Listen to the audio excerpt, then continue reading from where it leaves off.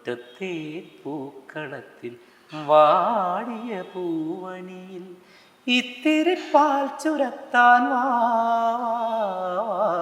ഉത്രാട പൂനിലാവേ വാ. ഇതൊക്കെയാണ്. പിന്നെ എല്ലാ പാട്ടും ഇഷ്ടമാണ്. വിദ്യാസാഗറിന്റെ എന്താ പറയാ നാഷണൽ ആന്തേം ഓണത്തിന്റെ പറനിറയെ പൊന്നളക്കും പൗർണമിരാവായി പടിഞ്ഞാറ്റേ പൂപ്പാടം അഴകിൻ പാൽക്കടലായി. നമ്മുടെ എല്ലാം മനസ്സിൽ ഇടം നേടിയ ഗാനങ്ങളിലൂടെയും ഈണങ്ങളിലൂടെയും നമുക്ക് സുപരിചിതനായ ഒരു അതുല്യ കലാകാരന്റെ ഓണവിശേഷമാണ് ഇന്ന് നിങ്ങളിലേക്ക് പങ്കുവെക്കുന്നത്. മറ്റാരുമല്ല, അദ്ദേഹത്തിന്റെ ശബ്ദം കൊണ്ടും ഗാനം കൊണ്ടും ഒക്കെ നമ്മുടെ മനസ്സിൽ ഇടം നേടിയ നമ്മുടെ പ്രിയപ്പെട്ട ജിൻസ് ഗോപിനാഥ്. ജിൻസ് ചേട്ടാ നമസ്കാരം, ഓണാശംസകൾ. ഒത്തിരി ആയില്ലേ കണ്ടിട്ട്? അത് നമ്മളെപ്പോഴാ കണ്ടിട്ടുള്ളത്? കണ്ടിട്ടില്ല. ജിൻസേട്ടൻ ആദ്യമായിട്ടാണ് ഞാൻ ഇന്റർവ്യൂ ചെയ്യുന്നത്. അപ്പൊ ഇനി ഒരുപാട് സന്തോഷമുണ്ട്. അപ്പൊ സ്റ്റാർ സിംഗർ ഇപ്പോഴും പൊക്കോണ്ടിരിക്കുകയാണ്. ഇപ്പൊ കാണാറുണ്ടോ സ്റ്റാർ സിംഗർ? ഇപ്പൊ സമയം പോലെ കാണാറുണ്ട്. പിന്നെ നമ്മുടെ ശിഷ്യഗണങ്ങളൊക്കെ ഇപ്പൊ പാർട്ടിസിപ്പേറ്റ് ചെയ്യുന്നുണ്ട്. ഇപ്പം കാണാറുണ്ട്. അതിനകത്ത് ഇടയ്ക്ക് സമയം പോലെ കാണാറുണ്ട്. കൂടുതലും ഫോണിലാണല്ലോ നമ്മളിപ്പോ എല്ലാവരും. ടിവിയുടെ മുമ്പിൽ കൃത്യസമയത്തിരുന്ന് കാണാൻ സാധിക്കാറില്ല. എങ്കിലും ഫോണിൽ കാണാറുണ്ട്. അപ്പൊ ഞാൻ കോച്ചിങ് കൊടുക്കുന്ന കുട്ടികളൊക്കെ സ്റ്റാർ സിംഗർ മാത്രമല്ല പല റിയാലിറ്റി ഷോകളിലും, ടോപ്പ് സിംഗർ, അതുപോലെ അമൃത സൂപ്പർ സ്റ്റാർ, അങ്ങനെയുള്ള പല റിയാലിറ്റി ഷോകളിലും എൻ്റെ ശിഷ്യരൊക്കെ പോയി പാടുന്നുണ്ട്. അതുകൊണ്ട് ഇടയ്ക്കിടയ്ക്ക് കാണാറുണ്ട്. പിന്നെ ജഡ്ജസ് ഒക്കെ ആയിട്ടുള്ള കോൺടാക്ട് ഉണ്ട്. പിന്നെ ഇതിൻ്റെയൊക്കെ പ്രിലിമിനറി ഓഡീഷൻസ് ഒക്കെ വരുമ്പോൾ മിക്കവാറും കോട്ടയം ജില്ലയുടെയൊക്കെ ജഡ്ജിങ് പാനലിൽ ഞാനുണ്ട്. അപ്പൊ ഇത് കാണുമ്പോ പഴയൊരു നൊസ്റ്റാൾജിയ ഓർമ്മ വരുന്നുണ്ട്? ഇത് ഇടയ്ക്ക് എന്തെങ്കിലുമൊക്കെ കാണുമ്പോൾ നൊസ്റ്റാൾജിയേക്കാൾ ഇപ്പൊ പാടിയിരുന്നെങ്കിൽ കുറച്ചുകൂടെ നന്നാവുന്ന ഓരോ വർഷം തോന്നാറുണ്ട്. കാരണം എപ്പോഴും അങ്ങനെയല്ല, നമ്മൾ ഈ പഴയ ഫോട്ടോ കാണുമ്പോൾ അന്ന് എന്തൊരു കോലമായിരുന്നു, ഇപ്പോഴായിരുന്നല്ലോ കുറച്ച്. അതെപ്പോഴും അങ്ങനെ. പ്രസന്റ് എല്ലാവർക്കും ഇഷ്ടമാണ്. ഈ പാസ്റ്റ് നമ്മൾ തിരിഞ്ഞു നോക്കുമ്പോൾ ചിലപ്പോൾ ഇപ്പൊ ഒന്നുകൂടെ കിട്ടിയത് സ്കൂൾ കാലഘട്ടം അങ്ങനെ നമ്മൾ ഇപ്പൊ ഒന്നുകൂടെ സ്കൂളിൽ പഠിക്കാൻ എന്ന് പറഞ്ഞാല് ഈ അന്നത്തെ വീഡിയോസ് ഒക്കെ ഇപ്പോഴും യൂട്യൂബിൽ നമുക്ക് അവൈലബിൾ ആണ്. ഇടയ്ക്ക് കാണുമ്പോൾ തോന്നുന്നു അന്നിങ്ങനെ ഭയങ്കര മെയിലിങ് ഉടക്കി സ്കെൽറ്റായിട്ട് ഇപ്പോഴൊക്കെ ആയിരുന്നു കുറച്ചുകൂടെ നന്നായിട്ട് കുറെ കൂടെ ഫാൻസിനെ ക്രിയേറ്റ് ചെയ്യാമായിരുന്നു തോന്നിയിട്ടുണ്ട്. അങ്ങനെ തോന്നാറുണ്ട് ഇടയ്ക്ക്. ഇപ്പോഴത്തെ കുട്ടികളൊക്കെ പാടുമ്പോഴാണെങ്കിലും ഈ പാട്ട് ഇപ്പൊ ഒന്നുകൂടെ പാടിയായിരുന്നെങ്കിൽ അന്ന് ഞാൻ പാടിയതിനേക്കാൾ കുറച്ചുകൂടെ നന്നാക്കാമായിരുന്നു എന്നൊക്കെ എപ്പോഴും തോന്നുന്നു. പ്രേക്ഷകരുടെ മനസ്സിൽ ഇപ്പോഴും ജിൻസേട്ടൻ എന്ന് പറഞ്ഞ ഒരു എന്താ പറയാ ഡെസ്റ്റിനേഷൻ തന്നിട്ടുണ്ട് ജിൻസേട്ടന്. അപ്പം എങ്ങനെയായിരുന്നു സ്റ്റാർ സിംഗറിലോട്ടുള്ള ഒരു ഓഡീഷനിലോട്ട് പോവുകയും എടുക്കുകയൊക്കെ ചെയ്ത? അത് സ്റ്റാർ സിംഗർ എനിക്ക് തോന്നുന്നത് ഇത് സ്റ്റാർ സിംഗർ തന്നെ പലതവണ പറഞ്ഞിട്ടുള്ളതാണ്. ഞാൻ വളരെ യാദൃശ്ചികമായിട്ട് സ്റ്റാർ സിംഗർ തേടി നടന്ന ഒരാളൊന്നും അല്ല ഞാൻ. ഒന്ന്, ആ സമയത്ത് വീട്ടിൽ ടി വി ഉണ്ടായിരുന്നില്ല. അപ്പോൾ അതുകൊണ്ട് തന്നെ ഈ സ്റ്റാർ സിംഗർ നടക്കുന്നതും ഇതൊരു വലിയ സംഭവം എന്നൊക്കെയുള്ള കാര്യങ്ങൾ നമ്മുടെ വീട്ടിലെ അച്ഛനും അമ്മയ്ക്കും എനിക്കൊന്നും. ഞാനന്ന് തൃപ്പൂണിത്തുറ ആർലി കോളേജിൽ സംഗീതം പഠിക്കുന്ന സമയത്താണ്, ഡിഗ്രി മ്യൂസിക് പഠിക്കുന്ന സമയത്താണ്. അപ്പം അന്ന് ടി വി ഉണ്ടായിരുന്ന വീടുകളിലെ കുട്ടികളൊക്കെ വന്ന് ഇതിനെപ്പറ്റി ചർച്ച ചെയ്യുകയും കോളേജ് ഡിസ്കഷൻ നടത്തുകയൊക്കെ ചെയ്ത് അങ്ങനെ ആ സമയത്ത് ഡാൻസിന് പാടാൻ പോകുന്ന ഒരു പരിപാടി ഉണ്ടായിരുന്നു. കോളേജ് പഠിക്കുന്ന സമയത്ത് തന്നെ ക്ലാസിക്കൽ ഡാൻസിന്, ഭരതനാട്യത്തിനൊക്കെ നമ്മുടെ കൂടെ പഠിക്കുന്ന കുട്ടികളുടെ പ്രോഗ്രാമിനൊക്കെ പാടാൻ പോകുമായിരുന്നു. അങ്ങനെ ഒരു ഫ്രണ്ടിൻ്റെ കുട്ടികളുടെ അരങ്ങേറ്റത്തിന് പാടാനായിട്ട് തിരുവല്ല പോയ സമയത്താണ് യാദൃശ്ചികമായി ഇതിൻ്റെ ഓഡീഷൻ അവിടെ തിരുവല്ലയിൽ നടക്കുന്നത് കണ്ടത്. അങ്ങനെ ഞാൻ പറഞ്ഞത് കാണാനായിട്ട് കയറിയപ്പോൾ അവിടെ കുറേ പാട്ടുകാരൊക്കെ വെറുതെ എന്താണ് സംഭവം എന്ന് അറിയാനായിട്ട്. എൻ്റെ ഒരു ഫ്രണ്ടും കൂടെ ഉണ്ടായിരുന്നു കൂടെ. ഞങ്ങളിത് എന്താണെന്ന് പറഞ്ഞ് നോക്കാം കാണാം എന്ന് പറഞ്ഞിട്ട് കയറിയ സമയത്താണ് പാട്ടുകാർക്ക് ആ സമയത്ത് എപ്പോൾ വേണം വരുന്നവർക്ക് പാടാം എന്ന് പറഞ്ഞിട്ട് അങ്ങനെ ഞങ്ങൾ വെറുതെ പാടിയിട്ട് ഒന്നാണ്. അന്ന് 3 ചോയ്സ് ആയിരുന്നു. ഇപ്പോഴും ഒക്കെ ചോദിക്കുന്നവർ എൻ്റെ മെലഡി, അത് മെല്ലെ മെല്ലെ മുഖപടമാണ് പാടിയത്. പിന്നെ സെമി ക്ലാസിക്കൽ പാടിയത് സ്വരരാഗമേ എന്നൊരു പാട്ട്. പിന്നെ ഒരു ഫാസ്റ്റ് നമ്പർ ഹിന്ദി. അപ്പം അങ്ങനെ അത് പാടി കഴിഞ്ഞു പോയി. ഒരു 4 ദിവസം അപ്പോഴാണ് ഞാനത് അറിയുന്നത് ഇതൊരു വലിയ സംഭവമാണ്. ഏകദേശം ആ ഓഡീഷനിൽ ഓൾ കേരള 27,000 പേര് പാർട്ടിസിപ്പേറ്റ് ചെയ്തിരുന്നു എന്നൊക്കെ അറിയുന്നു. അപ്പോൾ 27,000 പേരെന്നൊക്കെ ഈ ന്യൂസൊക്കെ വരുമ്പോൾ നമുക്കറിയാം ഇതൊന്നും കിട്ടാൻ പോലില്ല. പക്ഷേ ഒരു 1 വീക്ക് കഴിഞ്ഞപ്പോൾ എന്നെ അവിടെ നിന്ന് വിളിച്ചു. ഈ ഫൈനൽ 101 പേരെയാണ് അവർ ഷോർട്ട് ലിസ്റ്റ് ചെയ്തത്. അതിൽ ഇന്നായിട്ടുണ്ടെന്ന് പറഞ്ഞു. അപ്പോൾ ഭയങ്കര ഒരു എക്സൈറ്റ്മെന്റ് ഒക്കെ ആയി. 101-ലായി. അപ്പോൾ അത് കഴിഞ്ഞിട്ടൊരു ഫൈനൽ ഓഡീഷൻ വീണ്ടും ഈ 101-ൽ നിന്നും ഒരു 40 പേരെ എടുത്തിട്ടാണ് ഈ ഷോ സ്റ്റാർട്ട് ചെയ്യുന്നതെന്നൊക്കെ അറിയാം. അപ്പോൾ ആ സമയത്ത് നമ്മുടെ ഒരു വീടിൻ്റെ ബാക്ക്ഗ്രൗണ്ട് എന്നൊക്കെ പറയുന്നത് ഭയങ്കര ഡൗൺ ആണ്. ഫിനാൻഷ്യലി ഒക്കെ ആണെങ്കിലും ഒട്ടും ഗ്രോത്ത് ഇല്ലാത്ത അവസ്ഥയാണ്. നമ്മളൊക്കെ ഇങ്ങനെ ജീവിക്കാൻ ഫൈറ്റ് ചെയ്യുന്നൊരു സമയമാണ് അച്ഛനും അമ്മയൊക്കെ. അപ്പോൾ ഇൻ കേസ് ഈ ഷോയിലേക്ക് പോയാൽ ഉള്ള അവസ്ഥ എന്തായിരിക്കും, ഭയങ്കര സാമ്പത്തിക ചെലവ് വരുമോ, അത് അങ്ങനെയാണെങ്കിൽ നമുക്കത് കണ്ടിന്യൂ ചെയ്യാൻ പറ്റത്തില്ലല്ലോ, കാര്യം ട്രിവാൻഡ്രത്താണ്, അവിടെ ചെല്ലണം, ബസ് വേണം, അത് വേണം, ഇത് വേണം എന്നൊക്കെ പറയും. അപ്പോൾ അങ്ങനെ ടെൻഷനായി. പക്ഷേ അന്ന് ഫൈനൽ ഓഡീഷന് വേണ്ടിയിട്ട് ഞാൻ ട്രിവാൻഡ്രം പോയി. അപ്പോഴും ഈ പറഞ്ഞാൽ അത് കിട്ടുമെന്നുള്ള വലിയ പ്രതീക്ഷയൊന്നും ഇല്ല. പക്ഷെ ആ സമയത്തിൻ്റെ ആണോ നമ്മൾ പാടിയതിൻ്റെ ദൈവാനുഗ്രഹമാണോ അങ്ങനെ ഇന്നായി. പിന്നെ ഒരു യാത്രയായിരുന്നു, നമ്മൾ വിചാരിക്കാത്ത രീതിയിലേക്കുള്ളൊരു യാത്രയായിരുന്നു. അതിലേറ്റവും കൂടുതൽ നമ്മുടെ മനസ്സിനെ ഇങ്ങനെ അത്ഭുതപ്പെടുത്തിയ, നമുക്ക് ഉണ്ടാകുന്നൊരു ഡൈവേർഷൻ ഉണ്ടല്ലോ, ഒരു ലൈഫിൻ്റെ ഒരു സ്റ്റേജിൽ നിന്ന് വേറൊരു സ്റ്റേജിലേക്ക് പോകുമ്പോൾ ഉള്ളൊരു ഡൈവേർഷനിൽ എന്നെ ഞെട്ടിച്ചത് ശരിക്കും ഈ സെലിബ്രിറ്റി ആവുക, അല്ലെങ്കിൽ സെലിബ്രിറ്റികളുടെ ലൈഫ് എങ്ങനെ ആയിരിക്കും എന്നൊക്കെ ചില അനുഭവങ്ങളിലൂടെ നമുക്ക് കിട്ടും. അപ്പോൾ ആ സമയത്ത് ആദ്യത്തെ ഓഡീഷനൊക്കെ പോയിരുന്നതും അത് കഴിഞ്ഞിട്ട് ഫസ്റ്റ് ഷൂട്ടിനൊക്കെ ഞാൻ പോയിരുന്നതും KSRTCയിലായിരുന്നു. ഇവിടുന്ന് പാലയ്ക്ക് പോകും, പാലായിൽ നിന്ന് KSRTC ട്രിവാൻഡ്രം ബസ്സിൽ കയറും, ചിലപ്പോൾ കോട്ടയം ബസ് കയറിയിട്ട് കോട്ടയത്ത് എന്നിട്ട് അവിടെ നിന്ന് ട്രിവാൻഡ്രം ബസ്സിൽ പോകും. അപ്പോൾ ആദ്യത്തെ ഒരു മാസമൊക്കെ ഷോ സ്റ്റാർട്ട് ചെയ്തു, നമ്മൾ ഈ നമ്മുടെ മുഖമൊക്കെ ആളുകളിലേക്ക് പരിചയമായി വരുന്നൊരു സമയമുണ്ട്. വളരെ സ്മൂത്തായിട്ട് ഞാൻ ഇവിടുന്ന് ബസ് കയറും, KSRTC കയറും, ട്രിവാൻഡ്രത്തിൽ പോകും. ഒരു 1.5 മാസം കഴിഞ്ഞ് ഏകദേശം 4 പാട്ടൊക്കെ ടി വിയിൽ ടെലികാസ്റ്റ് ചെയ്ത് കഴിഞ്ഞിട്ട് അവിടെ ഇതുപോലെ KSRTC കയറി കോട്ടയത്ത് നിന്ന് പോയി. എനിക്ക് തോന്നുന്നു കൊട്ടാരക്കര കിളിമാനൂർ ആ സൈഡിലൂടെ എത്തി. അപ്പോൾ വൈകുന്നേരം ഒരു 3:30, 4 o'clock ആണ്, ഈ കോളേജൊക്കെ വിടുന്ന സമയമാണ്. അപ്പോൾ ഈ കണ്ടക്ടറുടെ സീറ്റിൻ്റെ ഇപ്പുറത്താണ് ഞാനിരിക്കുന്നത്.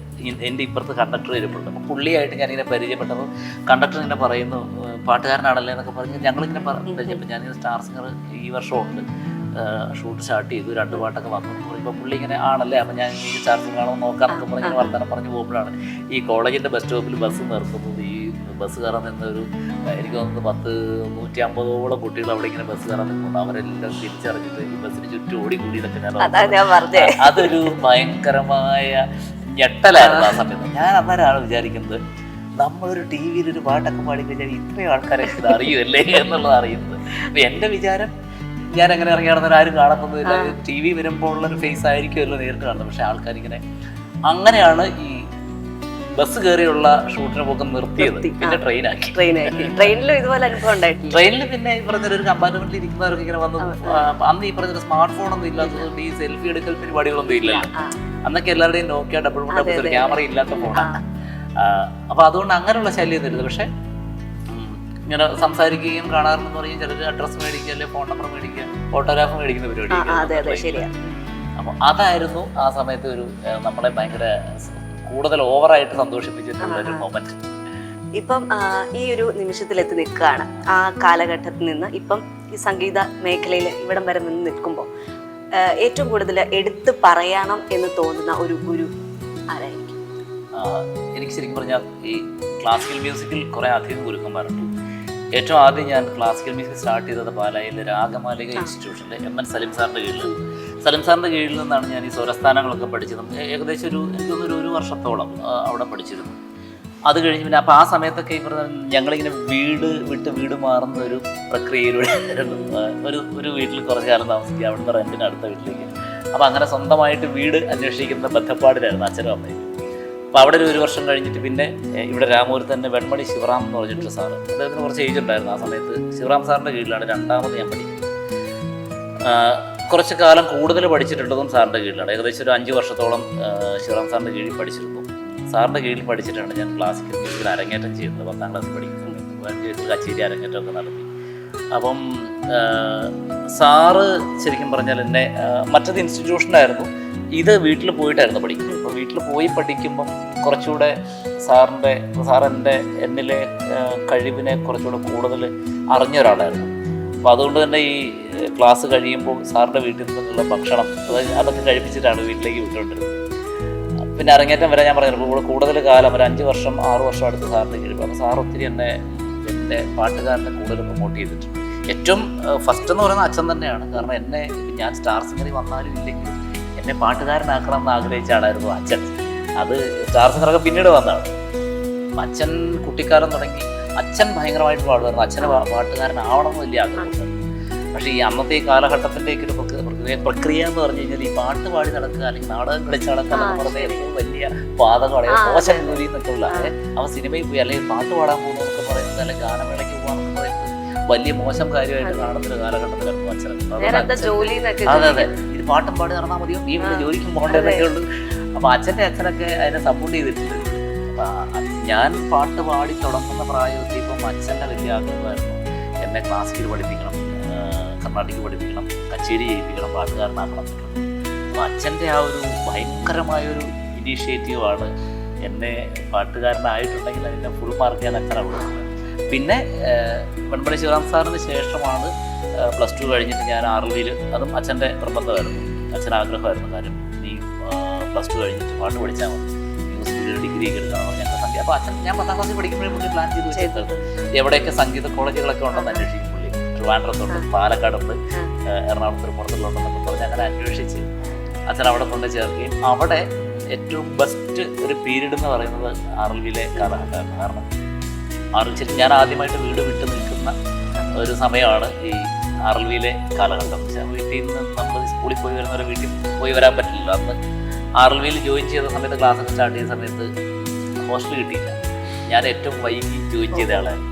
അപ്പോൾ ഹോസ്റ്റൽ കിട്ടാതെ വന്നപ്പം എൻ്റെ അന്നത്തെ class teacher Chalakudy VK Ramesan സാറിങ്ങനെ ഇയാൾ എവിടെ നിന്ന് വരുന്നത്. അപ്പോൾ എല്ലാ ദിവസവും ഞാൻ ഹോസ്റ്റൽ കിട്ടാത്തതുകൊണ്ട് പോയി വരുവാണല്ലോ. ഇവിടുന്ന് രാവിലെ ഒരു 6:15, 6:30 ബസ്സിന് കയറും. 9 മണിയൊക്കെ ആകുമ്പോഴത്തേക്കും കോളേജ് ചെല്ലും. 9, 9:30, ചിലപ്പോൾ 9:45, ചിലപ്പോൾ 10 കഴിയും, ചില ബസ് മിസ് ചെയ്യും. ഇപ്പം 1-2 ദിവസം ഞാനിങ്ങനെ വൈകി വരുന്നതാണ്. ഇയാൾ എവിടെ നിന്നാണ് വരുന്നത്? അപ്പോൾ ഞാൻ പറഞ്ഞിങ്ങനെ പാലായിക്ക് അടുത്ത് രാമപുരത്തുനിന്നാണ് ഇവിടെ ഹോസ്റ്റലൊന്നും കിട്ടിയില്ലെന്ന് ചോദിച്ചാൽ. അപ്പോൾ കിട്ടിയില്ല എന്ന് പറഞ്ഞു. അങ്ങനെ സാറ് ഒരു ദിവസം എന്നെ സാറിൻ്റെ സ്കൂട്ടറിൽ കയറ്റുന്നു. ഞാനൊരു വീട് കാണിച്ചു തരാം, ഇഷ്ടപ്പെടുമെന്ന് നോക്കുന്നൊക്കെ പറഞ്ഞ് സർപ്രൈസ് ആയിട്ട് സാറിൻ്റെ വീട്ടിൽ കൊണ്ടുപോയി. എന്നിട്ട് സാറിൻ്റെ വൈഫിനോട് ഇങ്ങനെ പറഞ്ഞു എൻ്റെ കൂടെ ഒരാൾ വന്നിട്ടുണ്ട്. അപ്പോൾ സാറും വൈഫും കുട്ടികളൊക്കെ താമസിക്കുന്ന ഫ്ലാറ്റ്, അതിൻ്റെ ഒരു പോർഷൻ, 2 മുറിയുള്ളൊരു പോർഷൻ, ഇതിലേതെങ്കിലും ഇഷ്ടമുള്ളൊരു മുറി എടുത്തോളാം. അങ്ങനെ ഒറ്റയ്ക്ക് കിടക്കാൻ ബുദ്ധിമുട്ടാണെങ്കിൽ ഒരാളെ കൂടെ കൂട്ടിക്കും എന്ന് പറയുന്നത്. അങ്ങനെ കണ്ണൂർ എന്നുള്ളൊരു എൻ്റെ ഒരു ഫ്രണ്ട് ഉണ്ടായിരുന്നു. ഞങ്ങൾ 2 പേരും കൂടെ അവിടെ അങ്ങനെ ജോയിൻ ചെയ്തു. പിന്നീട് 2 പേരും കൂടെ അവിടെ വരികയും ചെയ്തു. പക്ഷെ ഞങ്ങൾ 2 പേരും ദീർഘകാലം സാറിൻ്റെ കൂടെ തന്നെ. ആ സാറിൻ്റെ കൂടെ ഉണ്ടായിരുന്ന ആ ഒരു കാലഘട്ടം ഏറ്റവും ബെസ്റ്റ് എന്ന് പറയാനുള്ളൊരു കാര്യം, മ്യൂസിക്കലി ഏറ്റവും ബെസ്റ്റായിരുന്നു. സാധാരണ നമ്മുടെ ക്ലാസ് ടീച്ചറിൻ്റെ കൂടെ താമസിക്കുമ്പോൾ ഭയങ്കര റെസ്ട്രിക്ഷൻസ് ആയിരിക്കും. പ്രത്യേകിച്ച് കോളേജ് പ്രായം കൂടെയാണ്, നമ്മൾ ഭയങ്കര എക്സ്പ്ലോർ ചെയ്യേണ്ട ഒരു പീരീഡാണ്. ഒരു 17 to 21 years ഒക്കെ ആണല്ലോ, 20 years. അപ്പം ആ സമയത്തൊക്കെ സ്കൂളിലെല്ലാവരും അല്ലെങ്കിൽ കോളേജിലെല്ലാവരും കളിയൊക്കെ വരുന്നു. ഇവൻ്റെയൊക്കെ ഒരു ഗതികേട്, ടീച്ചറിൻ്റെ കൂടെ നിങ്ങളെ ശ്വാസം വിടാൻ പറ്റത്തില്ലെന്നൊക്കെ. പക്ഷേ ഈ നമ്മുടെ ലൈഫ് ഒരു കൃത്യമായ ഒരു ചിട്ടയായ ലൈഫ് എന്നൊക്കെ പറയുമല്ലേ, അങ്ങനെ 5 to 7 മോർണിംഗ് സാധകം ചെയ്യുക, ഈവനിങ് 7 to 9 സാധകം ചെയ്യുക. അത് ആ ഒരു 3 year ഡിഗ്രി 3 year സാറിൻ്റെ കൂടെ തന്നെയായിരുന്നു. അപ്പോൾ രാവിലെ സാറ് 5 മണിക്ക് വിളിച്ചെഴുന്നേൽപ്പിക്കും, 5 to 7 നമ്മളെ പാടിപ്പിക്കും. അത് കഴിഞ്ഞ് വൈകുന്നേരം 7 to 9 നമ്മളെ വീട്ടിൽ പഠിപ്പിക്കും. അപ്പോൾ ഫുൾ ടൈം കോളേജിൽ പഠിത്തം, അത് കഴിഞ്ഞ് വീട്ടിൽ വന്നാൽ. പക്ഷെ അതിൻ്റെ ഒരു റിസൾട്ട് മനസ്സിലാവുന്നത് ഞാൻ ഒരു 17 വയസ്സിൽ പാടിയിരുന്നതും അതിനുശേഷം 21 വയസ്സിൽ പാടിയിരുന്നതും തമ്മിലുള്ളൊരു അന്തരമാണ്, ഡിഫറൻസ് ബിറ്റ്വീൻ എന്ന് പറയുന്ന പോലെ. എൻ്റെ പാട്ടിൽ ഭയങ്കരമായ മാറ്റം വന്നു. ഈ സാധകം കൊണ്ട് നമ്മൾ ആഗ്രഹിക്കുന്നതൊക്കെ പാടാൻ സാധിക്കാൻ തുടങ്ങി. എൻ്റെ പാട്ടിൽ തന്നെ ഒരു പക്വത വന്നു തുടങ്ങി. അതിനുശേഷം സ്റ്റാർ സിംഗറിലേക്ക് ചെന്നതുകൊണ്ടായിരിക്കാം ഒരുപക്ഷെ സ്റ്റാർ സിംഗറിൻ്റെ ഫിനാലയിൽ വരെ പെർഫോം ചെയ്യാൻ പറ്റും. കാരണം ഞാൻ അത്രയും വെൽ പ്രിപ്പയർഡായി ആ ഒരു 3 year കൊണ്ട്. ശരിക്കും പറഞ്ഞാൽ എന്നെ നന്നായിട്ട് മോൾഡ് ചെയ്തതിൽ ഈ രമേശൻ സാറിന് വലിയ പങ്കുണ്ട്. അദ്ദേഹത്തിൻ്റെ വൈഫും രാധി ചേച്ചിയും, അവരെ നമ്മളെപ്പോഴും മറക്കാതെ കൊണ്ടുനടക്കും. കാരണം ആ കാലഘട്ടത്തിൽ ഈ ടിഫിൻ ഉൾപ്പെടെയുള്ള കാര്യങ്ങളൊക്കെ ചേച്ചി തന്നുവിടുകയൊക്കെ ചെയ്തിട്ടുണ്ട്. രാവിലെ ബ്രേക്ക്ഫാസ്റ്റ് ഉണ്ടാക്കി തരിക. ശരിക്കും അവർക്കതൊന്നും ചെയ്യേണ്ട ഒരു കാര്യമില്ല. പക്ഷേ ആ വീട്ടിൽ താമസം തുടങ്ങിയപ്പോൾ ശരിക്കും ഒരു ഫാമിലി പോലെ തന്നെയായിരുന്നു. ഈ അച്ഛനും അമ്മയും കഴിഞ്ഞാൽ പിന്നെ ഞാൻ 2ാം സ്ഥാനം കൊടുക്കുന്ന 2 പേര് അവരാണ്. ഇപ്പോഴും ആ ഒരു ബന്ധമുണ്ട്. പറ്റുന്ന സമയത്തൊക്കെ ഞാനൊരു 2 മാസം കൂടുമ്പോഴേക്കും സാറിനെ ചേച്ചിയെ കാണാനായിട്ട് പോകാറുമുണ്ട്. അപ്പോൾ അതാണ് എന്നെ ഏറ്റവും കൂടുതൽ ബിൽഡ് ചെയ്തത്, എൻ്റെ പാട്ടുകാരനെ ബിൽഡ് ചെയ്തത്. പാട്ടുകാരനെ മാത്രമല്ല, ഒരു പരിധി വരെ ഈ ഞാൻ നേരത്തെ പോലെ കോളേജ് പ്രായം എന്നൊക്കെ പറഞ്ഞ് നമ്മൾ ഭയങ്കരമായി എക്സ്പ്ലോർ ചെയ്യുന്നൊരു സമയമാണ്. പക്ഷെ ആ ഒരു അത്രയും ഒരു അടിച്ചുപൊളി ലൈഫിലേക്ക് പോയി ജീവിതം കൊഞ്ഞട്ടയാവാതെ കൺട്രോൾ ചെയ്തതിലും അവർക്ക് പങ്കെടുത്തു. ആ സമയത്തൊക്കെ 5 മണിക്കൊക്കെ വിളിച്ചെണീപ്പിക്കുമ്പോ ആദ്യമൊക്കെ ഭയങ്കര പണിയൊന്നും ഇല്ല, നല്ല ഉറക്കത്തിലേക്ക് ആയിരിക്കും നമ്മൾ വിളിച്ച്. പക്ഷെ അതിന്റെ ഞാൻ പറഞ്ഞില്ല, അതിന്റെ ആ സമയത്ത് ഇങ്ങനെ ഭയങ്കര മടുപ്പ് തോന്നുന്നു. കാരണം രാവിലെ എന്നിട്ട് പിന്നെ കോളേജിൽ നിന്ന് വീട്ടിലേക്ക് പോകുമ്പോഴേ മടി, ഈ 7 മണി തൊട്ട് 9 മണി വരെ ഇവിടെ ഉണ്ടല്ലോ. പക്ഷെ അതിൻ്റെ ഒരു റിസൾട്ട് ഇപ്പം ഞാൻ പറഞ്ഞില്ല, ഞാനിപ്പം പാലായിലെ ജെംസ് എന്ന് പറഞ്ഞിട്ട് അക്കാഡമി സ്റ്റാർട്ട് ചെയ്തിട്ടുണ്ട്. അവിടെ ഞാൻ ഒരു 4 വർഷമായിട്ട് കുട്ടികളെ പഠിപ്പിക്കുന്നുണ്ട്. അപ്പോൾ ഈ കുട്ടികളെ പഠിപ്പിക്കുമ്പോഴാണ് ഞാൻ അതൊക്കെ തിരിച്ചറിയുന്നത്. കാരണം നമ്മൾ ആ സമയത്ത് കഷ്ടപ്പെട്ടതിൻ്റെ ഒരു റിസൾട്ടാണ് ഇപ്പം നമുക്ക് 10 പേരെ പഠിപ്പിക്കാൻ പറ്റും. അന്ന് ചിലപ്പോൾ ഒരു പക്ഷേ ഉഴപ്പി അങ്ങ് പോയാൽ ജസ്റ്റ് പാസ് ഔട്ടാക്കി പോകും. പക്ഷേ ഈ മ്യൂസിക് മാത്രം ബ്രെയിനിലുള്ള അറിവുകൊണ്ട് കാര്യമില്ല. ബ്രെയിനിലുള്ള അറിവുകൊണ്ട് അത് മ്യൂസിക്കിൻ്റെ മാത്രം ഒരു പ്രത്യേകത. മ്യൂസിക്, ഡാൻസ്, ആർട്ട് ഫോംസിൻ്റെ എന്ന് വേണമെങ്കിൽ പറയാം. നമുക്കിതിനെപ്പറ്റി എല്ലാ ധാരണ ഉണ്ടാവും. പക്ഷെ നമ്മൾ പ്രാക്ടിക്കലി യൂസ് ചെയ്ത് കൂടെ കേൾപ്പിച്ചെങ്കിലേ അതിന് റിസൾട്ട് കിട്ടും. ഇപ്പം ഒരു പാട്ട് കേട്ടിട്ട് അത് ഇന്ന രാഗമാണ് എനിക്കത് അറിയാം എന്നാ ഒന്ന് പാടിക്കുന്നു പറഞ്ഞാൽ പാടാനും കൂടെ പറ്റണം അല്ലേ? അപ്പോഴാണ് ദ റിയൽ മ്യൂസീഷ്യൻ എന്ന് പറയാൻ പറ്റുള്ള ഒരാളെ. അല്ലാതെ എനിക്കിതൊക്കെ കേൾക്കുമ്പോൾ അറിയാം, അല്ലെ എനിക്കിതൊക്കെ കാണുമ്പോൾ അറിയാം, ഡാൻസ് എനിക്കിതെല്ലാം അറിയാമെന്ന് പറയും, മുദ്ര ഏതൊക്കെയാണെന്ന് എനിക്കറിയാം എന്ന് പറഞ്ഞാൽ അതൊരു പൂർണ്ണമായ അറിവല്ല, അത് ചെയ്യാനും കൂടെ പറ്റണം. അപ്പോഴാണ് അയാളൊരു നല്ല ഡാൻസറാണ് അല്ലെങ്കിൽ അയാളൊരു നല്ല ഗായകനാണെന്ന് പറയുന്നത്. എപ്പോഴും ബ്രെയിനിലുള്ള അറിവിനേക്കാൾ നമ്മുടെ തൊണ്ടയിൽ നിന്ന് വരുന്നതിനെയാണ് ആളുകൾക്ക് വേണ്ടത്. അപ്പം അത് ഒത്തിരി ഗുണം ചെയ്തിട്ടുണ്ട് സാറിൻ്റെ ആ ഒരു ട്രെയിനിങ്. പിന്നെ കോളേജിൽ പഠിച്ചിരുന്നപ്പോൾ മാവേലിക്കര പി സുബ്രഹ്മണ്യൻ സാർ, അദ്ദേഹം ജീവിച്ചിരിപ്പില്ല, സുബ്രഹ്മണ്യൻ സാർ, അതുപോലെ കുമ്മനം സത്യലേശൻ സാറും രാജലക്ഷ്മി ടീച്ചറും താമരക്കാട് ഗോവിന്ദൻ നമ്പൂരി സാർ. ഗോവിന്ദൻ നമ്പൂരി സാറിൻ്റെ കീഴിലാണ് അവസാനം ഞാൻ ദക്ഷിണ വെച്ച് പഠിച്ചത്. പിന്നെ സാറും ഞാനും തിരക്കായി പോയതുകൊണ്ട് തമ്മിൽ കാണാനുള്ളൊരു സാഹചര്യം ഉണ്ടാകുന്നില്ലെന്നേ ഉള്ളൂ. ഇപ്പം പ്രസന്റ് ഗുരു ആരാന്ന് വെച്ചാൽ ഗോവിന്ദൻ സാറെന്ന് തന്നെ പറയാൻ പറ്റുള്ളൂ.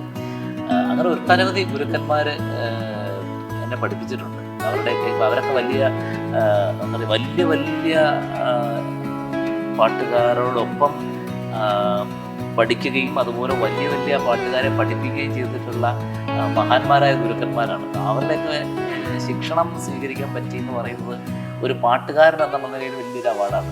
അതൊക്കെയാണ് ശരിക്കും പറഞ്ഞാൽ എൻ്റെ പാട്ടിലെ എന്നിലെ പാട്ടുകാരൻ്റെ അവാർഡുകൾ, അവരുടെ നല്ല ട്രെയിനിങ്. അപ്പം തുടക്കത്തിൽ നമ്മൾ പറഞ്ഞു ഫസ്റ്റ് സ്റ്റാർ സിംഗറിൽ ചെന്ന് പാടിയത് മെല്ലെ മെല്ലെ മുഖപടം. അതെ, തീർച്ചയായിട്ടും എല്ലാവർക്കും എവർഗ്രീൻ ആയിട്ടുള്ള, എല്ലാവർക്കും ഭയങ്കര ഇഷ്ടമുള്ള ഒരു പാട്ടാണ്. അപ്പോൾ നമ്മുടെ പ്രേക്ഷകർക്ക് വേണ്ടിയിട്ട് ആ പാട്ടൊന്ന് രണ്ടുപേരും. മെല്ലെ മെല്ലെ മുഖപടം തെല്ലുതുക്കി അല്ലിയാമ്പൽ പൂവിനെ തൊട്ടുണർത്തി ഒരു കുടന്ന നിലാവിൻ്റെ കുളിരു കോരി നെറുകയിൽ അരുമയായി കുടഞ്ഞതാരോ മെല്ലെ മെല്ലെ മുഖപടം തെല്ലുതുക്കി. ഈ ജോൺസൺ മാസ്റ്ററുടെ പാട്ടാണ്. അപ്പൊ ഇത് ആദ്യം പാടുന്ന സമയത്തൊക്കെ എന്താണ് ജോൺസൺ മാസ്റ്റർ എന്നും ആരാണ് ജോൺസൺ മാസ്റ്റർ എന്നൊക്കെ നമ്മുടെ മുമ്പിലിരിക്കുന്ന ജഡ്ജസ് ഒക്കെ പറഞ്ഞു തരുമ്പോൾ ഭയങ്കര ഒരു അത്ഭുതമായിരുന്നു. ജോൺസൺ മാസ്റ്ററെ നമുക്ക് ഒരിക്കലും ഇങ്ങനെ കാണാൻ പറ്റും എന്നൊക്കെയുള്ളത്. പക്ഷേ അതേ സ്റ്റാർ സിംഗറിൽ ജോൺസൺ മാസ്റ്ററിന്റെ മുമ്പിൽ ജോൺസൺ മാസ്റ്ററിന്റെ മറ്റൊരു പാട്ട് പാടാൻ എനിക്ക് പറ്റി. അത് വടക്ക് നക്ഷത്രത്തിലെ മായാമയൂരം. അപ്പോൾ അത് ഭയങ്കര ഒരു അത്ഭുതമായിരുന്നു ആ ഒരു സ്റ്റേജ്. ഇപ്പോഴും ജോൺസൺ മാസ്റ്റർ എന്ന് പറയുന്ന ഒരു വലിയ സംഗീത സംവിധായകന്റെ മുമ്പിൽ അദ്ദേഹത്തിൻ്റെ പാട്ട് പാടാൻ പറ്റുക എന്ന് പറയുന്നത് നമുക്ക് കിട്ടിയിട്ടുള്ള വലിയ അച്ചീവ്മെൻറ്റുകളിലൊന്നാണ്. ഞാൻ എപ്പോഴും മനസ്സിൽ സൂക്ഷിക്കുന്ന വലിയ മുഹൂർത്തങ്ങളാണ് ദക്ഷിണാമൂർത്തി സ്വാമിയെ കണ്ട നിമിഷം, ജോൺസൺ മാസ്റ്ററുടെ മുമ്പിൽ പാടാൻ പറ്റിയത്.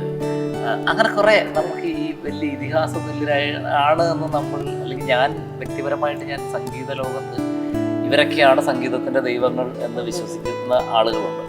അവരുടെ മുമ്പിൽ നിൽക്കാൻ പറ്റിയെന്ന് പറയുന്നത് ഒരു വലിയ ഭാഗ്യമാണ്. അതെ, ഞാൻ ഇപ്പോഴും ഓർക്കുന്നത് ജോൺസൺ മാസ്റ്റർ ഇങ്ങനെ വന്നിട്ട് ഈ മായാമയൂരം കേട്ടതും അതിനെ പ്രശംസിച്ചതും അതൊക്കെ ഇപ്പോഴും യൂട്യൂബിൽ അവൈലബിൾ ആണ്. നമ്മുടെ ഭയങ്കര എപ്പോഴും എടുത്ത് നോക്കുമ്പം ഞാൻ ജോൺസൺ മാസ്റ്റർ മുമ്പിൽ പാടിയിട്ടുണ്ട് എന്ന് സ്വയം പുളകിതനാവുന്ന നിമിഷമാണ്. അതാ ഞാൻ ചോദിച്ചത്, സ്റ്റാർ സിംഗർ കാണുമ്പോഴേ നൊസ്റ്റാൾജിയൊക്കെ വരില്ലേ എന്ന് ചോദിച്ചാൽ. ഞാൻ നേരത്തെ പറഞ്ഞില്ല ഇപ്പൊ പാടിയിരുന്നില്ല, പക്ഷെ ആ സെയിം ടൈം അന്ന് പാടിയത് നന്നായി എന്ന് തോന്നുന്ന കാര്യം ഇന്ന് അവരാരും ഇല്ല. അന്ന് അവരുടെയൊക്കെ മുമ്പിൽ പാടാൻ പറ്റി, ഇന്ന് അവരാരും ഇല്ല. അത് ഞങ്ങൾക്ക് ആ സീനിയേഴ്സ്, ഞങ്ങൾ നേരത്തെ പാടിയ സിംഗേഴ്സിന്റെ ബ്ലെസ്സിങ്സ് ആണ്. അപ്പൊ മുമ്പ് സൂചിപ്പിച്ച പോലെ അച്ഛന്റെ സ്ട്രഗിൾ ആണ് ഞങ്ങൾ മലയാളികൾക്ക് ഇങ്ങനെ ഒരു നല്ലൊരു കലാകാരനെ തന്നത്. അച്ഛനൊരു താങ്ക്സ് പറഞ്ഞു, കാരണം ആ ഒരു സ്ട്രഗിൾ ആണല്ലോ. അച്ഛൻ ഭയങ്കര ആഗ്രഹമായിരുന്നു. അച്ഛൻ പണ്ട് ഈ കുട്ടിക്കാരൻ തന്നെ ഇങ്ങനെ കഥകളൊക്കെ പറഞ്ഞിരുന്നു. അച്ഛൻ പാടാൻ പോയതും അച്ഛൻ്റെ അച്ഛൻ, അതായത് വല്യച്ഛനെ കാണാതെ ഒളിച്ച് നാടകത്തിന് പാടാൻ പോയ കഥകളൊക്കെ അച്ഛനിടയ്ക്ക് പറഞ്ഞു കേട്ടിട്ടുണ്ട്. അപ്പം അച്ഛനാണ് എല്ലാം. അപ്പം ഈ പാട്ട് നമ്മൾ സെലക്ട് ചെയ്യുമ്പോൾ ഏത് പാട്ടായിരിക്കും പാടാനായിട്ട് ഏറ്റവും കൂടുതൽ കംഫർട്ടായിട്ട്? മെലഡി ആണോ? പണ്ടൊക്കെ കുറെ വർഷം, ഒരു 10 വർഷം ബാക്കിലൊക്കെയാണ് നമ്മൾ മെലഡി എന്നൊക്കെ പറഞ്ഞത്.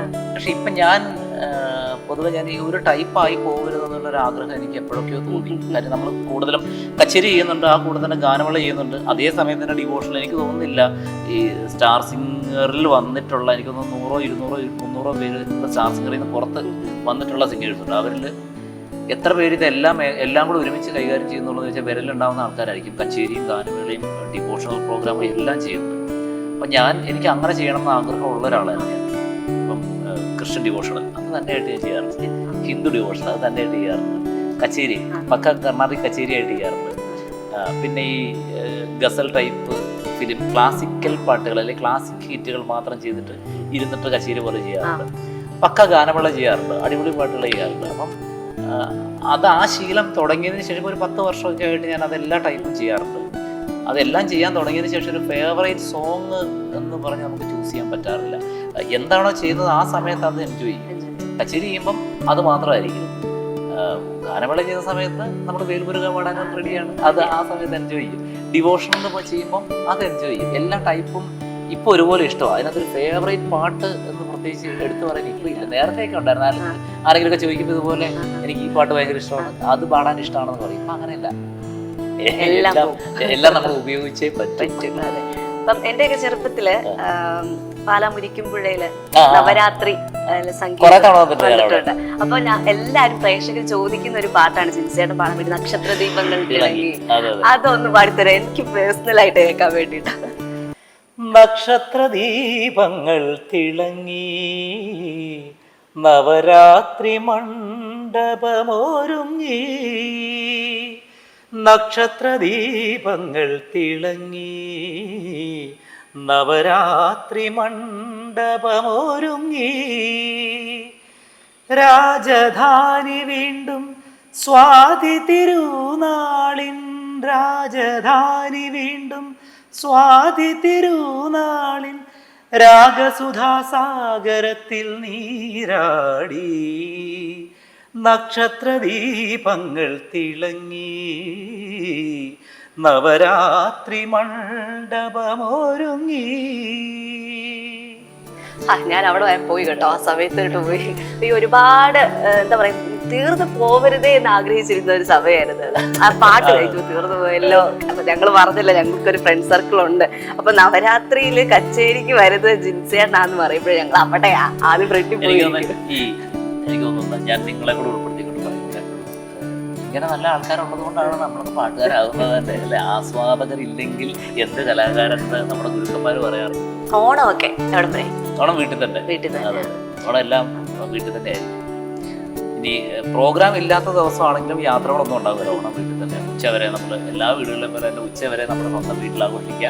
ഉച്ചയ്ക്ക് ശേഷം പിള്ളേരെയും വൈഫിനെയൊക്കെ കൂടി വൈഫിന്റെ വീട്ടിൽ പോവുക. അങ്ങനെയൊക്കെയാണ് ഓണം.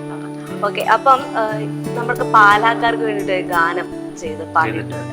അപ്പൊ അതിന്റെയൊക്കെ വരികൾ എഴുതുമ്പോൾ ആരാണ് കൂടുതൽ എന്താ സഹായിക്കാൻ? പാടുമ്പോഴും കൂടെ നിന്ന് കട്ട സപ്പോർട്ടായിട്ട് നിൽക്കുന്ന അങ്ങനെ? അത് ഭയങ്കര രസകരമായ ഒരു സംഭവമാണ്. അത് ഞങ്ങൾ തന്നെ അതിന്റെ അണിയറ പ്രവർത്തകർ എന്ന് പറയുന്നത് ഞങ്ങളുടെ വലിയ ഒരു ഫ്രണ്ട്സ് ഗ്യാങ് ആണ്. എൻ്റെ നമ്മുടെ നാട്ടിലെ എൻ്റെ ഏറ്റവും വലിയ ചങ്കുകളുടെ ഒരു കൂട്ടായ്മയാണ്. അതിനകത്ത് അതിന്റെ ഡയറക്ഷൻ നിർവഹിച്ചിരിക്കുന്നതും അതിന്റെ വരികൾ എഴുതിയിരിക്കുന്നതൊക്കെ ഞങ്ങളുടെ ഗ്യാങ്ങിന്റെ ലീഡർ എന്നൊക്കെ ഞങ്ങൾ വിശേഷിപ്പിക്കുന്ന ഞങ്ങളുടെ സീനിയർ മനോജ് ചേട്ടനാണ് അതിന്റെ വരികൾ എഴുതിക്കുന്ന ഡയറക്ഷൻ ചെയ്തൊക്കെ. ക്യാമറ ചെയ്തിരിക്കുന്ന എൻ്റെ ചങ്ക് ഹരീഷ് ആർ കൃഷ്ണയാണ്. ഞങ്ങളുടെ ഒരു വലിയ കൂട്ടായ്മ ഉണ്ടായിരുന്നു. അപ്പോൾ എൻ്റെ വളരെ അടുത്ത സുഹൃത്ത്, ഞങ്ങളുടെ ഒരു സുഹൃത്ത് മെൽബണിലുണ്ട്, ഓസ്ട്രേലിയയിലുണ്ട്. പുള്ളി നമ്മുടെ രാമപുരംകാരനാണ്. ഒരു ദിവസം അവരവിടെ നിന്നൊരു ഗെറ്റ് ടുഗദറൊക്കെ വെച്ചപ്പോൾ എന്നെ ഫോൺ വിളിക്കുന്നു. അപ്പോൾ വൈക്കക്കാരുണ്ട്, കൊച്ചിക്കാരുണ്ട്, അങ്ങനെ കുറച്ച് ഈ പ്രവാസികളുടെ ഒരു കൂട്ടായ്മ. എൻ്റെ ഒരു ദിവസം വിളിച്ചിട്ട് ചേട്ടാ പാലായെക്കുറിച്ചുള്ള പാട്ട് പറഞ്ഞു പെട്ടെന്ന്. ഞാൻ പാലായെക്കുറിച്ച് പാട്ടൊന്നും ഇല്ല, അന്ന് പാലാപ്പള്ളി ഇറങ്ങിയിട്ടുണ്ട്. പാലായെക്കുറിച്ച് പാട്ടൊന്നുമില്ല. ശരി, നാളെ വിട്ട് പോയി. നമ്മൾ ഇവിടെ വൈക്കംകാരൊക്കെ വന്ന് ഭയങ്കര പാട്ടാണ് അവരുടെ നാട്ടിൽ. നമുക്കൊരു പാട്ട് വേണമെന്ന് പറഞ്ഞു. നമുക്കൊരു പാട്ട് ഞാൻ പ്രൊഡ്യൂസ് ചെയ്തേക്കാം, ഒരു പാട്ട് പാലായെക്കുറിച്ച് വേണമെന്ന് പറഞ്ഞു. ഈഗോ പെട്ടെന്ന് പുള്ളിക്ക് ക്രിഞ്ചടിച്ച് പുള്ളിക്ക് വേണം. അപ്പോൾ അങ്ങനെയാണ് ഈ പാട്ടിന്റെ ഒരു സംഭവം വരുന്നത്, സ്പാർക്ക് വരുന്നത്. അപ്പോൾ മനോഹരനോട് ഞാനിങ്ങനെ പുള്ളിയോട് ഞാൻ പറഞ്ഞു, മനോഹരനെ കൊണ്ട് ഡയറക്റ്റ് എനിക്ക് വിളിക്കുന്നു പറഞ്ഞു. അങ്ങനെ പുള്ളി വിളിച്ച് സംഭവം ലിറിക്കൊക്കെ മനോഹരനെ എഴുതി. അങ്ങനെയാണ് ഞാനത് കമ്പോസ് ചെയ്തത്. അപ്പോൾ ഒരു പിന്നെ ഇത് പല ആളുകളിലേക്കൊക്കെ പോയി കേട്ടോ. അത് ഭയങ്കര നീണ്ട കഥ. ഇത് ആദ്യം ഞാനൊരു ചൂണ്ടിട്ടത് പോരാ, പുള്ളിക്ക് ഇഷ്ടപ്പെട്ടില്ല എന്ന് പറഞ്ഞിട്ട് അല്ല, നമ്മുടെ പ്രൊഡ്യൂസർ അതുപോലെ നമുക്ക് കുറച്ചുകൂടെ വൈഡ് ആക്കണം, കുറച്ചുകൂടെ ഹെവി ആൾക്കാരാണ്. അപ്പോൾ ജാസി ഗിഫ്റ്റിനെ വിളിച്ചു. ജാസി ചേട്ടനെ കൊണ്ട് അത് ചെയ്യിപ്പിക്കുകയൊക്കെ ചെയ്തു എൻ്റെ ഔട്ട്ലെറ്റ്. അത് ഇഷ്ടപ്പെട്ടില്ല. അങ്ങനെ അവസാനം പിന്നെ ഞാൻ ചെയ്തത് തന്നെ മതി എന്ന് പറഞ്ഞ് അങ്ങനെ വന്നു. എന്തായാലും അത് ഭയങ്കര രസമായിട്ട് നമുക്ക് ഷൂട്ട് ചെയ്യാൻ പറ്റി. പാലായുടെ സമസ്ത മേഖലയും അതിനകത്ത് കാണിച്ചിട്ടുണ്ട്. അപ്പൊ അതിങ്ങനെ ഒരാൾ തന്നെ പാടിയാൽ ഒരു സുഖം ഉണ്ടാവുമല്ലോ. കാരണം ഒരു ദേശത്തിന്റെ പാട്ടല്ലേ. അപ്പോൾ ഒരു ഭയങ്കര ഒരു ഗ്രൂപ്പിസം ഉണ്ടായെങ്കിൽ കുറച്ചുകൂടെ നന്നായിരിക്കും വിചാരിച്ചു. അങ്ങനെ അതിലേക്ക് നമ്മുടെ പ്ലേബാക്ക് സിംഗേഴ്സ് അഭിജിത്ത് കൊല്ലം വന്നു, വിപിൻ സേവ്യർ വന്നു. അപ്പം ഇത്തരം പാട്ടുകളൊക്കെ ചെയ്യുമ്പോഴത്തേക്കും നമ്മൾ ന്യൂജൻ ഇപ്പോഴത്തെ തലമുറയെ കൂടെ അതിൽ ഉൾപ്പെടുത്തണമല്ലോ. നമ്മളൊരു ഈ പ്രായമുള്ളവരുടെ മാത്രമായി പോരുമെന്ന് വിചാരിച്ചിട്ട് അങ്ങനെ അതിനകത്ത് റാപ്പ് വന്നു. ഈ നമ്മുടെ 2K കിഡ്സിന് വേണ്ടിയിട്ടുള്ള ഐറ്റംസ് കൊണ്ടുവന്നു. പിന്നെ പാലായിലെ എന്താ പറയുക തീർത്ഥാടന കേന്ദ്രങ്ങൾ, പാലായുടെ ഐക്കണായിട്ടുള്ള പല സ്ഥലങ്ങൾ, മീനച്ചിരാറ്, പിന്നെ പാലായിലെ ഫുഡ്. അതെ, പാലായിലെ ഫുഡ് ഭയങ്കര ഫേമസ് ആണ്. നമ്മുടെ ബീഫ് ഉലർത്തിയതും അതെ അങ്ങനെ. അപ്പൊ ആ സംഭവങ്ങളെല്ലാം നമുക്ക് പാല എന്ന് പറയുന്ന ഈ നമ്മുടെ പാലാ ദേശത്തിന്റെ എല്ലാ കൾച്ചറും അതിനകത്ത് കാണിക്കാൻ പറ്റും. എനിക്ക് തോന്നുന്നു യൂട്യൂബിൽ ഇപ്പോൾ ഒരു 100K കഴിഞ്ഞിട്ട് ഒത്തിരി ആയി കേട്ടോ. നന്നായിട്ട് ആളുകൾ ആസ്വദിച്ച ഒരു പാട്ടാണ്. പൊതുവെ ഞാൻ പുറത്ത് ഇന്ത്യ വിട്ടുള്ള പ്രോഗ്രാമിലൊക്കെ ചെല്ലുമ്പോഴേ ഇത് ചോദിക്കും, അതൊരു നല്ലൊരു പാടാവും. പാലക്കാരുണ്ടാവൂല്ലേ എല്ലായിടത്തും, എവിടെ ചെന്നൊരു പാലക്കാർ. അവർക്കൊക്കെ അത് കേൾക്കുമ്പോൾ ഒരു വേറെ ഗൂസ്ബംസ് ആണ്. അവരിങ്ങനെ ചോദിക്കും അതൊന്ന് പാടാവും. അതൊരു നല്ല വർക്കായിരുന്നു നമ്മൾ ചെയ്തിട്ടുള്ളത്. എനിക്ക് തോന്നുന്നു ഏകദേശം ഒരു 50ഓളം പാട്ടുകൾ മ്യൂസിക് ഡയറക്റ്റ് ചെയ്യാൻ പറ്റിയിട്ടുണ്ട്. അതിൽ എനിക്കിഷ്ടമുള്ള ഒരു പാട്ടാണ്. അതൊരു നല്ല നമ്മുടെ പാലായിലെ പ്രഷർപ്പില്ല. ഇമ്പമുണ്ടേറെ കമ്പമുണ്ടേറെ പാലക്കാരുടെ വമ്പൊന്നു വേറെ. ഇമ്പമുണ്ടേറെ കമ്പമുണ്ടേറെ പാലക്കാരുടെ വമ്പൊന്നു വേറെ. മീനച്ചിരാറിന്റെ തീരത്ത് വാഴുന്ന സുന്ദരി ശ്രീമതി കോമളാങ്കി. മീനച്ചിരാറിന്റെ തീരത്ത് വാഴുന്ന സുന്ദരി ശ്രീമതി കോമളാങ്കി. ഇമ്പമുണ്ടേറെ കമ്പമുണ്ടേറെ പാലക്കാരുടെ വമ്പൊന്നു വേറെ. ഇമ്പമുണ്ടേറെ കമ്പമുണ്ടേറെ പാലക്കാരുടെ വമ്പൊന്നു വേറെ. അടിപൊളി അടിപൊളി അടിപൊളി. നമ്മുടെ വൈബ് ഒന്ന് വേറെ അല്ലേ? അല്ല, അത് ആ വിഷ്വല് കാണുമ്പോഴേ നമുക്ക് ആ വൈബ് പറഞ്ഞാൽ കൂടുതൽ. കാരണം ഈ പറഞ്ഞ മീനച്ചിരാറും പാലായുടെ സ്മാരകങ്ങളും പാലാ ഗവൺമെന്റ് ഹോസ്പിറ്റലും അതുപോലെ പാലായിലെ സാംസ്കാരിക മേഖലയിലുള്ള ആളുകൾ, രാഷ്ട്രീയ മേഖലയിൽ, സാമൂഹിക സാംസ്കാരിക മേഖലയിലുള്ള എല്ലാ ആളുകളും ഉണ്ട് അതില്.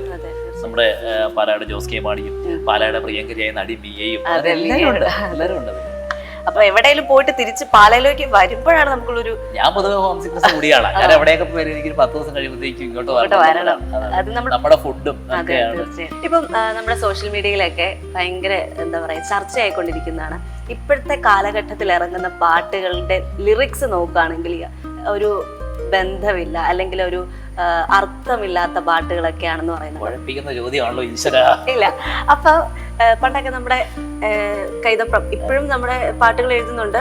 എല്ലാ ടൈപ്പ് ലജ്ജാവതി എഴുതിയതാണ്, ഇപ്പൊ മിന്നൽവള എഴുതിയതാണ്. പക്ഷേ അതിനൊക്കെ ഒരു അർത്ഥമുണ്ട്, അല്ലെങ്കിൽ അത് ആ വരികൾക്കൊരു ഭംഗിയുണ്ട്. ഇപ്പോഴത്തെ പാട്ടുകൾക്ക് ആ വരികൾക്ക് ഒരു ഭംഗിയില്ല, അല്ലെങ്കിൽ ഒരു അർത്ഥമില്ല എന്നുള്ളൊരു അങ്ങനെ ആ സിനിമ മാറിക്കൊണ്ടിരിക്കുകയല്ലേ. എപ്പോഴും എനിക്ക് തോന്നിയിട്ടുള്ളതാണ്, ഓരോ സിനിമയുടെ സിറ്റുവേഷൻ അനുസരിച്ചായിരിക്കുമല്ലോ വരികൾ എഴുതുന്നത്. ഇപ്പം അത് ഡിസൈഡ് ചെയ്യേണ്ടത് എപ്പോഴും ആ സിനിമയുടെ ഡയറക്ടറായിരിക്കും അല്ലേ. ഇതാണ് എൻ്റെ നായകനും നായികയും തമ്മിലുള്ള സീക്വൻസ് ഇതാണ്, ഇതൊക്കെയാണ് സിറ്റുവേഷൻസ്, അങ്ങനെ ഒരു പാട്ട് വേണമെന്ന് പറഞ്ഞ് എഴുതിപ്പിക്കുന്നതായിരിക്കും. അപ്പോൾ അയാൾക്കത് മതിയായിരിക്കും. ഈ കേൾക്കുന്നവർക്കാണല്ലോ കുറച്ചുകൂടെ നല്ല വരി വേണമെന്ന് തോന്നുന്നത്. ആ തോന്നൽ വേണ്ടത് ഡയറക്ടർക്കാണ്, കുറച്ചുകൂടെ നല്ല വരി വേണം, അപ്പം നല്ലത് പ്രേക്ഷകരിലേക്ക് എത്തും. എനിക്ക് അങ്ങനെ തോന്നാറുണ്ട്. നല്ല പാട്ടുകളുണ്ട്, ഇല്ല എന്ന് പറയുന്നില്ല. ഇപ്പം കുറേ കാലം കൂടി തുടരും സിനിമയിലെ പാട്ടുകൾ, കൺമണിപ്പൂവെ നല്ല വരികളാണ്, നല്ല മ്യൂസിക്കാണ്. മിഴിയോരം, അതൊക്കെ എനിക്ക് ഒത്തിരി ഇഷ്ടപ്പെട്ട പാട്ടുകൾ. ഈ റീസെന്റ് വന്ന ഇപ്പം മിന്നൽ വള, കുറേ അധികം നല്ല പാട്ടുകളുണ്ട്. അപ്പം എപ്പോഴും തോന്നിയിട്ടുള്ള പ്രേക്ഷകരിലേക്ക് ചുമ്മാതെ പ്രേക്ഷകർക്കായിട്ട് കവി ഇരുന്നിട്ട് കുറേ വേർഡ്സ് എഴുതി കൊടുക്കുന്നതല്ലല്ലോ. ഇതൊരു സിറ്റുവേഷന് വേണ്ടിയിട്ട് ആ ഡയറക്ടർ പറഞ്ഞിട്ട് എഴുതുന്നതാണ്. അപ്പോൾ അത് കുറച്ചുകൂടെ നല്ലത് വേണമെന്നും അല്ലെങ്കിൽ ഇത് മതിയെന്നും ഒക്കെ ഡിസൈഡ് ചെയ്യേണ്ടത് എപ്പോഴും ആ ഡയറക്ടറായിരിക്കും, അല്ലെങ്കിൽ ആ സ്ക്രിപ്റ്റ് റൈറ്റർ ആയിരിക്കും. അവരും ഒക്കെ പറയുന്നതാണ് നമ്മൾക്ക് ആസ്വാദകരിലേക്ക് എത്തുന്നത്. ഇപ്പൊ സോഷ്യൽ മീഡിയയിൽ പറയുന്നതാണെങ്കിൽ പണ്ടൊക്കെ സിനിമയുടെ കഥയുമായിട്ട് ബന്ധപ്പെട്ട് അല്ലെങ്കിൽ സിനിമയ്ക്ക് വേണ്ടിയിട്ടായിരുന്നു പാട്ട് എഴുതുന്നത്, ഇപ്പൊ പറഞ്ഞ പോലെ തന്നെ. പക്ഷെ ഇപ്പൊ പാട്ട് എഴുതിയിട്ട് ഏതെങ്കിലും സിനിമയ്ക്ക് കൊടുക്കും, അങ്ങനെയൊക്കെ. അത് രണ്ടും ഉണ്ടാവുമായിരിക്കാം, എനിക്കറിയില്ല അതിനെ കുറിച്ച്. ഇപ്പൊ ഞാൻ ഈ വർഷം 10 മാസം എന്ന് പറഞ്ഞ ഒരു സിനിമയ്ക്ക് വേണ്ടിയിട്ട് മ്യൂസിക് ഡയറക്റ്റ് ചെയ്യാൻ പറ്റി. അപ്പൊ അത് ഇപ്പോൾ OTT റിലീസാണ്, കഴിഞ്ഞ മെയ്യിലാണ് അത് റിലീസായത്. അപ്പോൾ 10 മാസം ഞാൻ കമ്പോസ് ചെയ്യാനായിട്ട് എൻ്റെ കിട്ടുന്ന സമയത്ത് ആ പടത്തിന് വേണ്ടിയിട്ടായിരുന്നു ലിറിക്ക് എഴുതിയത്. ഒരു സ്ത്രീയുടെ കഥയാണ്, ഒറ്റയ്ക്ക് ജീവിതത്തിനെ ഫൈറ്റ് ചെയ്യുന്നൊരു സ്ത്രീയുടെ കഥയാണ്. അപ്പം അവരുടെ ലൈഫ് സ്റ്റൈലും അവരും ജീവിതത്തിൽ ഫേസ് ചെയ്യുന്ന കാര്യങ്ങളൊക്കെ പറഞ്ഞിട്ടാണ് എഴുതി എനിക്ക് തന്നിരുന്നത്. എന്നിട്ടാണ് ഞാനിത് ട്യൂൺ ചെയ്തത്. അപ്പം ട്യൂൺ ചെയ്തിട്ട് ഇത് കേൾക്കുന്ന ഒരാൾ പറയണം ലിറിക്ക് പോരാ കേട്ടത്. അപ്പം സിനിമ കാണാതെ ആ ലിറിക്ക് പോരാന്ന് പറയാൻ പറ്റില്ല. കാര്യം സിനിമയിലെ ക്യാരക്ടറുമായിട്ട് റിലേറ്റഡ് ആണ് ആ ലിറിക്ക്. അപ്പം അത് ഇപ്പം നന്നാക്കുക അല്ലെങ്കിൽ കുറച്ചുകൂടെ നല്ല ലിറിക്ക് വേണമെന്ന് തീരുമാനിക്കുന്നത് എപ്പോഴും അതിൻ്റെ ഡയറക്ടറോ സ്ക്രിപ്റ്റ് റൈറ്ററോ ആയിരിക്കാം. നമ്മളൊക്കെ ഈ കേൾക്കുന്നവർ ലാസ്റ്റ് ചോയ്സാണ്. കേൾക്കുന്നവരിലേക്ക് എത്തുമ്പോഴാണ് ഇത് കൊള്ളാവോ കൊള്ളത്തില്ലെന്ന് പറയുന്നത്. ഇപ്പം നീ ഹിമമഴയായി നല്ല പാട്ടില്ലായിരുന്നു, മോശം എന്ന് പറയാൻ പറ്റില്ല, അത് ഉഗ്രം ലിറിക്കുമാണ് അല്ലേ. എനിക്കൊന്ന് BK ഹരിനാരായണൻ, ഹരിച്ചേട്ടൻ എൻ്റെ നല്ല സുഹൃത്താണ്, അത് നല്ല ഉഗ്രം വരികളായിരുന്നു. അപ്പം അങ്ങനെയുള്ള നല്ല എഴുത്തുകാരും ഉണ്ട്. എഴുത്തുകാർക്ക് പഞ്ഞൊന്നും ഇല്ല മലയാളത്തിൽ. പക്ഷേ ഇതാണ് ഇത് മതിയോ, ഇത്രയും ലിറിക്കിൻ്റെ ഭംഗി ഇത് മതിയോ എന്നൊക്കെ ചൂസ് ചെയ്യാനുള്ള അവകാശം കേൾവിക്കാർക്ക് ഇല്ല എന്നുള്ളതാണ്. ഇപ്പൊ ഇലുമിനാന്റി ഒക്കെ പാട്ട് വന്നല്ലോ, അപ്പൊ ആ ഒരു സമയത്താണ് കൂടുതലായിട്ട്. ഇപ്പോഴും കാലം മാറിക്കൊണ്ടിരിക്കുകയാണ്. ഇപ്പം ഞാൻ തന്നെ പലപ്പോഴും പറയും, എനിക്ക് തന്നെ തോന്നുന്നു, ഞങ്ങളുടെ സുഹൃത്ത് ബന്ധത്തിലൊക്കെ ഇരിക്കുമ്പോൾ പല പാട്ടുകാരോടൊക്കെയാണ് സംസാരിക്കും. മലയാള സിനിമ ഡെവലപ്പ് ആവുന്നതിന് വളരെ സന്തോഷമൊക്കെയാണ്. പക്ഷേ ഹോളിവുഡ് ലെവലിലേക്കായിരിക്കും ഇനി മാറാൻ പോകുന്നത്. ഹോളിവുഡ് സിനിമയുടെ പ്രത്യേകത എന്താ, അതിന് പാട്ടുകളില്ല അല്ല. ഇപ്പൊ എത്ര ഹോളിവുഡ് സിനിമകളിൽ, ഇംഗ്ലീഷ് സിനിമകളിൽ എത്ര സിനിമകളിൽ പാട്ടുകളുണ്ട്. ഇപ്പൊ ടൈറ്റാനിക് എന്ന് പറഞ്ഞ സിനിമയിൽ പാട്ടുണ്ടായിരുന്നു, അതേ ഉള്ളൂ. അതല്ലാതെ എടുത്തു നോക്കിയാൽ എത്രയോ സിനിമകൾ വന്നിട്ട് എല്ലാത്തിനും പാട്ടുകളുണ്ട്. ഇല്ല, അവര് റിയലിസ്റ്റിക് ആയിട്ട് കഥ പറഞ്ഞു പോവുക. നാളെ ഒരുപക്ഷെ മലയാള സിനിമ ആ അവസ്ഥയിലേക്ക് മാറും. നമ്മുടെ ഇവിടെ ആൽബങ്ങൾ മാത്രമായി. അപ്പം സിനിമയിൽ പാട്ടില്ലാത്തൊരു കാലഘട്ടമൊക്കെ സംഭവിച്ചേക്കാം. അങ്ങനെ ഉണ്ടാവല്ലേ. കുറച്ച് 10-20 പാട്ട് പാടിയിട്ട് അങ്ങനെ ഉണ്ടായാലും കുഴപ്പമില്ല. ഈ പാട്ടെന്ന് പറയുമ്പോഴേ പണ്ടത്തെ പാട്ടുകൾ നമുക്ക് പിന്നെ വീണ്ടും കേൾക്കാൻ, ഇപ്പൊ ഇറങ്ങുന്ന പാട്ടുകൾക്ക് വീണ്ടും കേൾക്കാനുള്ളൊരു അത് തോന്നുന്നില്ല എന്നുള്ളൊരു, അത് തലമുറകളുടെ വ്യതിയാനം എന്നൊക്കെ. ഞാൻ എപ്പോഴും എൻ്റെ കുട്ടിക്കാലത്തെ പാട്ടുകളായിരിക്കും എൻ്റെ ഫേവറേറ്റ്സ്. ഞാൻ കേട്ട് വളർന്ന പാട്ട് ഏതാണോ അതായിരിക്കും. ഇപ്പം 1000 കണ്ണുമായി ഇതെപ്പോഴും കേൾക്കുമ്പോഴും എനിക്കിഷ്ടമാണ്. എൻ്റെ ഫേവറേറ്റ് കാര്യം എൻ്റെ കുട്ടിക്കാലത്ത് നഴ്സറി സമയത്തെ പാട്ടാണ്. ഞാൻ സംസാരിച്ച് തുടങ്ങുന്ന സമയത്ത് എൻ്റെ ചുണ്ടിൽ തത്തിക്കളിച്ച പാട്ടായിരിക്കും അത്. അപ്പം അതെപ്പോൾ കേട്ടാലും നമ്മുടെ വൺ ഓഫ് മൈ ഫേവറേറ്റ് ആണ്. എൻ്റെ മകളോട് ചോദിച്ചു കഴിഞ്ഞാൽ അവളുടെ കുട്ടിക്കാലത്ത് അവൾ പാടുന്നത് ചിലപ്പം ഇലുമിനാറ്റി ആയിരിക്കും അല്ലേ. ആണ് ചിലപ്പോൾ 5 വയസ്സുള്ളപ്പോൾ എൻ്റെ ഇളയ മോള് പാടിക്കൊണ്ട് നടന്ന് ഇലുമിനാറ്റിയാണ്. കുറേ വർഷം കഴിയുമ്പോഴത്തേക്ക് എടി നിൻ്റെ ഫേവറേറ്റ് അത് ഇലുമിനാറ്റി. അന്ന് ചിലപ്പോൾ ഇലുമിനാറ്റിയേക്കാൾ അങ്ങേറ്റത്തെ പാട്ടായിരിക്കും ഓടിക്കൊണ്ടിരിക്കുന്നത്. ഞാനേ കുറെ പേരുണ്ട് സംസാരിച്ച് എന്താണ് ഇതിന്റെ ഒരു ഉത്തരം എന്ന് ഞാനിങ്ങനെ പലപ്പോഴും എന്തുകൊണ്ടായിരിക്കും ഇങ്ങനെ. സത്യമായിട്ട് ഞാൻ ആലോചിച്ചൊരു ജനറേഷൻ ഗ്യാപ്പ്. അത് അങ്ങനെ പരാതി ഉള്ളിലുണ്ടെങ്കിൽ ആ പരാതിപ്പെടുന്നതാണ് അപ്ഡേറ്റ് ആയിട്ടില്ല. ഇപ്പം പാട്ട് കമ്പോസ് ചെയ്യുന്നതാണ്, പാട്ട് പാടാനാണ് കൂടുതലും? പാട്ട് രണ്ടിനും അതിൻ്റെതായ ഡിഫിക്കൽട്ടി ഉണ്ട്. ഒന്നാമത് ഇപ്പോൾ ഒക്കെ ഒരു പാട്ട് കമ്പോസ് ചെയ്യാന്ന് പറഞ്ഞാൽ ഈ ലക്ഷക്കണക്കിന് പാട്ടുകളുള്ളതുകൊണ്ട് സിമിലാരിറ്റി പറയാൻ എളുപ്പമാണ്. കേൾക്കുന്നതെന്ന് പറയും ഇതാ മറ്റേത് കോപ്പി അടിച്ചല്ലേ, ഈ കോപ്പി അടിച്ചല്ലേ എന്നുള്ള ചോദ്യം ഏറ്റവും കൂടുതൽ വരുന്ന ഒരു മേഖലയാണ് പാട്ട് കമ്പോസ് ചെയ്യുന്നത്. നമ്മൾ ചിലപ്പം നമ്മുടെ മനസ്സിൽ തോന്നുന്ന ഒരു ട്യൂണായിരിക്കും ഇട്ട് വയ്ക്കുന്നത്. അപ്പോൾ ആദ്യത്തെ ഒരു വരി കിട്ടുമ്പോഴേ നമ്മൾ ഒരു ട്യൂൺ ഇട്ടിട്ടുണ്ട് ഇവിടെ നിന്ന് പാടി കേൾപ്പിക്കും, ഇത് മറ്റേ പാട്ട് പോലെ ഇല്ലേ എന്ന് പറയുമ്പോഴാണ് നമ്മൾ പോലും ആലോചിക്കുന്നത് ഇങ്ങനെ ഒരു പാട്ടുണ്ടോ. ചിന്തിക്കുമ്പോൾ ശരി അതുപോലെ ചിലപ്പോൾ സാമ്യം കാണും. അപ്പം അത് ഡിഫിക്കൽട്ടാണ്. എനിക്ക് തോന്നുന്നു പാടുന്നതാണ് കുറച്ചുകൂടി എളുപ്പം. കാരണം ആരെങ്കിലും ഉണ്ടാക്കി വെക്കുന്നത് നമ്മൾ ക്യാച്ച് പഠിക്കുക, പാടിക്കൊടുക്കുക, ആ പണി കഴിച്ചു. പക്ഷെ കമ്പോസിങ് ഭയങ്കര റിസ്ക്കാണ്. കമ്പോസിങ് മൊത്തം ഒരു പാട്ട് 5 മിനിറ്റ് അല്ലെങ്കിൽ 4 മിനിറ്റുള്ളൊരു പാട്ട്, അതിൻ്റെ ഏതെങ്കിലും ഒരു പോർഷനിൽ വേറൊരു പാട്ടുമായിട്ട് സാമ്യം വന്ന് അവർ പറയും ഇത് ആ ഭാഗം ഒന്ന് മാറ്റാമോ, അത് അതുപോലെ ഉണ്ട്. പിന്നെ സിനിമ വേറൊരാൾക്ക് വേണ്ടി കമ്പോസ് ചെയ്യാൻ എനിക്ക് ഭയങ്കര ബുദ്ധിമുട്ടാണ്. എന്ന് വെച്ചാൽ ഇപ്പം ഞാൻ പറഞ്ഞില്ല, ഞങ്ങളുടെ ഫ്രണ്ട്സ് ഗ്യാങ്, ഞങ്ങൾ ഒറ്റ വാക്കിൽ അണിയറക്കൂട്ടം എന്ന് പറയും. ഞങ്ങളുടെ അണിയറക്കൂട്ടത്തിൻ്റെ ഒരു വർക്കാണെങ്കിൽ എനിക്ക് ഭയങ്കര സ്വാതന്ത്ര്യം, എന്ത് വേണം ചെയ്തു കൊടുക്കാം. അതിൽ നല്ല രീതിയിലുള്ള കറക്ഷൻസും വരും. ഇവിടെ അത് ഇത് മാറ്റണം എന്നൊക്കെ ഇവരൊക്കെ പറയാറുണ്ട്. ഈ പറഞ്ഞ മനോജേട്ടനും അല്ലെങ്കിൽ ഈ ഹരീഷും റൈചേട്ടനും അതേ പ്രശാന്ത്, അങ്ങനെ ഒത്തിരി പേരുണ്ട്. അവരൊക്കെ സജഷൻ പറയും. എനിക്കത് എളുപ്പമാണ്. നേരെ മറിച്ച് ഒരാളൊരു സ്ക്രിപ്റ്റ്, ഒരു കഥ ഉണ്ടാക്കി വെച്ചിട്ട് ഞാനൊരു പാട്ട് എഴുതിയിട്ടുണ്ട് ചെയ്തു തരണം എന്ന് പറഞ്ഞ് ചെയ്യും, ഒരു മ്യൂസിക് ചെയ്യും, പാടിപ്പെടും. പുള്ളിക്ക് അത് ഇഷ്ടപ്പെടുന്നില്ല, പുള്ളി പറയാം അതല്ല ഞാൻ ഉദ്ദേശിച്ചത്. ഇയാൾ ഉദ്ദേശിക്കുന്ന സാധനം വരെ നമ്മൾ ചെയ്തുകൊണ്ടേയിരിക്കണം. 10-12 ട്യൂണൊക്കെ ഇട്ട് കൊടുക്കേണ്ടി അവസാനം നമ്മൾ തന്നെ മടുപ്പാണ്. അപ്പം എനിക്ക് തോന്നുന്നത് മ്യൂസിക് ഡയറക്ടർമാർ ഏറ്റവും കൂടുതൽ അനുഭവിക്കുന്ന ഒരു സംഭവം അത് തന്നെയായിരിക്കും. നമ്മൾ ചിലപ്പം 10-15 ട്യൂൺ ഇട്ട് കൊടുത്താലും ചിലപ്പോൾ ഇതിൻ്റെ പ്രൊഡ്യൂസർ അല്ലെങ്കിൽ ഇത് എഴുതിയിരിക്കുന്ന ആൾക്ക് ആ ഒരു ഇമോഷൻ കിട്ടാതെ വരും. നമുക്കത് കിട്ടും, പക്ഷെ ഇവർക്ക് കിട്ടാതെയും വരും. പിന്നെ ഈ ഒരു പാട്ട് എന്ന് പറയുന്നതിനെ അതിൻ്റെ ആത്മാവ് പൂർണ്ണമായിട്ട് കിട്ടണമെങ്കിൽ ആ വർക്ക് കംപ്ലീറ്റ് ആയിട്ട് കേട്ടാലേ പറ്റുള്ളൂ. ഇൻസ്ട്രുമെൻറ്റും കൂടെ വരണമല്ലോ.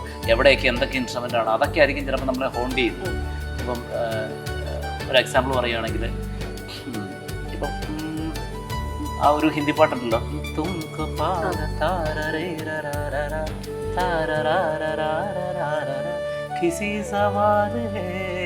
ഷാരൂഖ് ഖാന്റെ പടം ഓം ശാന്തി ഓം ആന്തോ.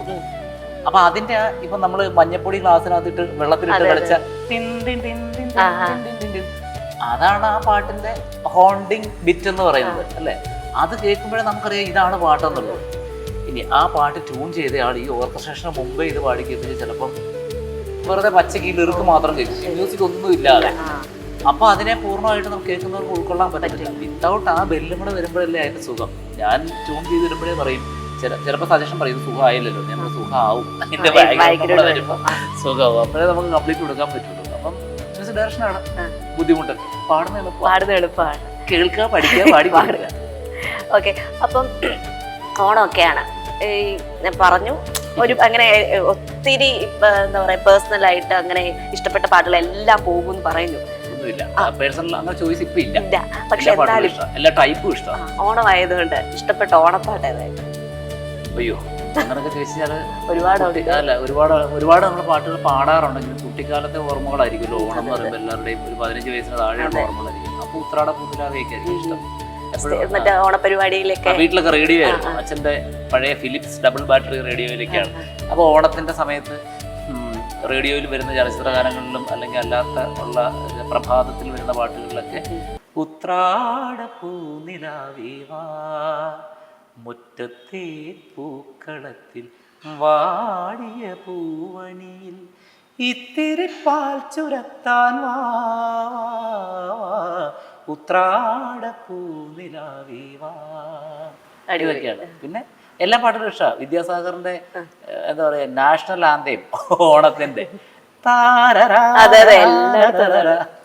പറനിറയെ പൊന്നളക്കും പൗർണമിരാവായി പടിഞ്ഞാറ്റേ പൂപ്പാടം അഴകിൻ പാൽക്കടലായി. ഇതൊക്കെ ഇഷ്ടമാണ്. അത് ആ പാട്ട് കേൾക്കുമ്പോഴേ ഓണമായി എന്നുള്ളൊരു വൈബ്. ഓണം വരുന്നത് വിദ്യാസാഗറിന്റെ. അപ്പം അച്ഛനെ കുറിച്ച് പറഞ്ഞു.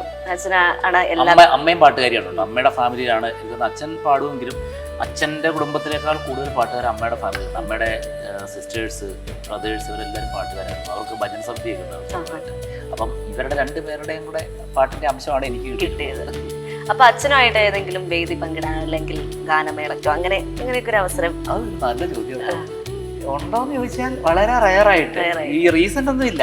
കുറെ കാലം മുമ്പ് അച്ഛൻ്റെ കൂടെ ഒക്കെ പാടിയിട്ടുണ്ട്. ചെറിയ നമ്മുടെ വീട്ടിലൊക്കെ ആരുടെയെങ്കിലും സ്വന്തക്കാരുടെ ബന്ധുക്കാരുടെയൊക്കെ കല്യാണങ്ങളൊക്കെ വരുന്നുണ്ട്. മാരേജ് ഒക്കേഷൻസിനൊക്കെ ആണല്ലോ നമുക്ക് സർവ്വസ്വാതന്ത്ര്യം കാണിക്കാൻ പറ്റുന്നത്.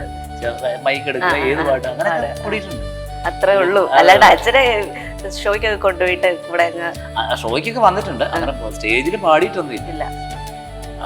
അച്ഛൻ പ്രോഗ്രാം വരാൻ ഇഷ്ടമാണ്. എന്റെ പ്രോഗ്രാം വരും, കാണും, ആസ്വദിക്കും. അതൊക്കെ പുള്ളിക്ക് താല്പര്യമാണ്. അച്ഛൻ പറഞ്ഞിട്ടുണ്ടോ മോന്റെ കൂടെ എനിക്കൊരു പാട്ട് പറഞ്ഞിട്ട്? ചിലപ്പോ ഉള്ളി കാണുമായിരിക്കില്ലേ? അച്ഛൻ്റെ ഉള്ളിൽ പാട്ടൊക്കെ ഉണ്ട്, അല്ല പാടാറുണ്ട്. കുട്ടിക്കാലത്തൊക്കെ ഈ അച്ഛനാണ് പാട്ട് പുസ്തകങ്ങൾ മേടിച്ചുകൊണ്ട് വരിക. അന്നൊക്കെ പാട്ട് പുസ്തകം അത് വീട്ടിൽ മേടിച്ചിട്ട് ഞങ്ങൾ ഒരുമിച്ച് ഇരുന്നിട്ട് മണ്ണെണ്ണകളൊക്കെ കത്തിച്ചിട്ട് അപ്പുറം പാട്ട് പുസ്തകം നോക്കിയിട്ടൊക്കെ പാടിയിട്ടുണ്ട്. രസമായിരുന്നു കാലഘട്ടമൊക്കെ. രസം എന്ന് പറഞ്ഞാൽ ആ മൊമെന്റ് ആണ് ഞാൻ പറഞ്ഞത്. പക്ഷേ ലൈഫ് സ്റ്റൈലൊക്കെ അന്ന് ഭയങ്കര സ്ട്രഗ്ലിംഗ് ആയിരുന്നു. ഇപ്പം അതിൽ നിന്നൊക്കെ ഒത്തിരി മാറി. പറഞ്ഞ സ്റ്റാർ സിംഗറൊക്കെ അതിന് ശേഷമൊക്കെ നമുക്കിഷ്ടമുള്ള ആഹാരവും വസ്ത്രവും ഇഷ്ടമുള്ള സമയത്ത് കിട്ടുന്നുണ്ട്. അപ്പോൾ ജീവിതം ധന്യമാണ് അല്ലേ? ഒരു വ്യക്തിയുടെ ജീവിതം വിജയത്തിലാണെന്ന് നമ്മൾ എങ്ങനെ മാർക്ക് ചെയ്യും, എങ്ങനെ അടയാളപ്പെടുത്തും? അങ്ങനെ അറിയോ? നമുക്ക് ഉദ്യോഗം കിട്ടുന്നതോ അല്ലെങ്കിൽ ഭയങ്കര വലിയൊരു പൊസിഷനിൽ എത്തുന്നതൊന്നുമല്ല. നമുക്ക് ഇഷ്ടമുള്ള ആഗ്രഹിക്കുന്ന ഭക്ഷണവും വസ്ത്രവും അത് ആഗ്രഹിക്കുന്ന സമയത്ത് കിട്ടുന്നുണ്ടെങ്കിൽ ലൈഫ് സക്സസ് ആണ്. ഇപ്പം ബിരിയാണി ആഗ്രഹിച്ചാൽ ഇപ്പം കഴിക്കാൻ പറ്റുന്നുണ്ട്.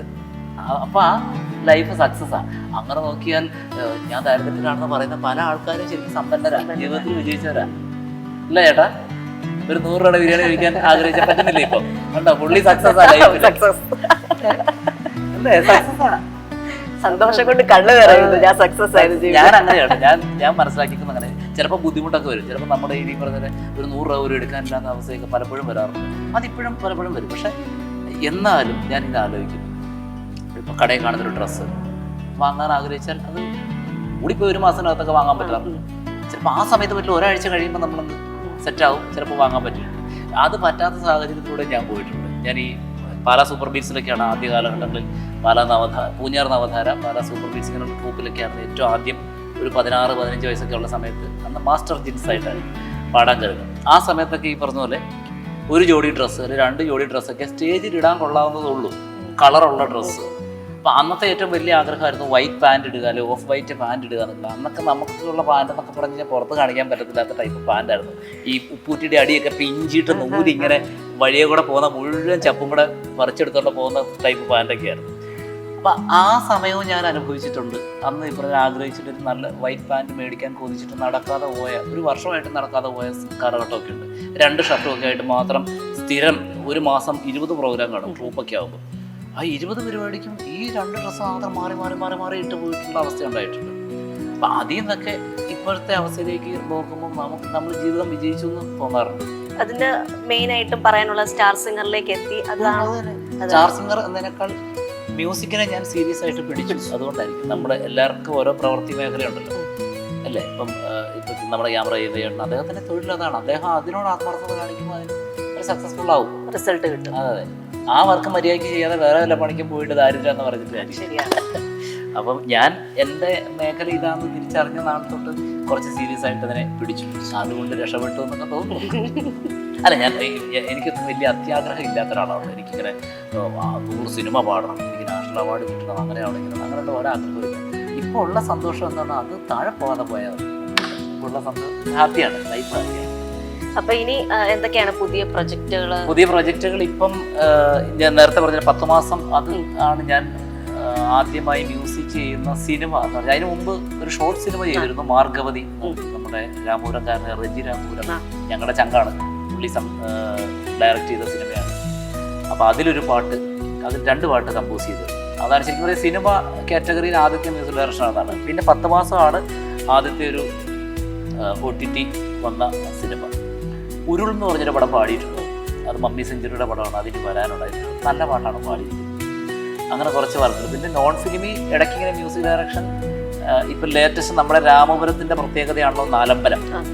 അപ്പോൾ ആ നാലമ്പലവുമായി ബന്ധപ്പെട്ടിട്ട് 4 ക്ഷേത്രങ്ങളിലെയും പ്രതിഷ്ഠകളെ കുറിച്ചിട്ട് ഞങ്ങൾ ഒരു 4 വർക്ക് ഇതിനു മുമ്പ് ഇറക്കിയിട്ടുണ്ട്. ഏറ്റവും ആദ്യം 2010-ലോ 2009-ലോ മറ്റോ വൈഷ്ണവം എന്ന് പറഞ്ഞിട്ടാണ് ഞങ്ങൾ അണിയറക്കൂട്ടം പ്രസിദ്ധ ചെയ്ത ആദ്യത്തെ പാട്ട് വരുന്നത്.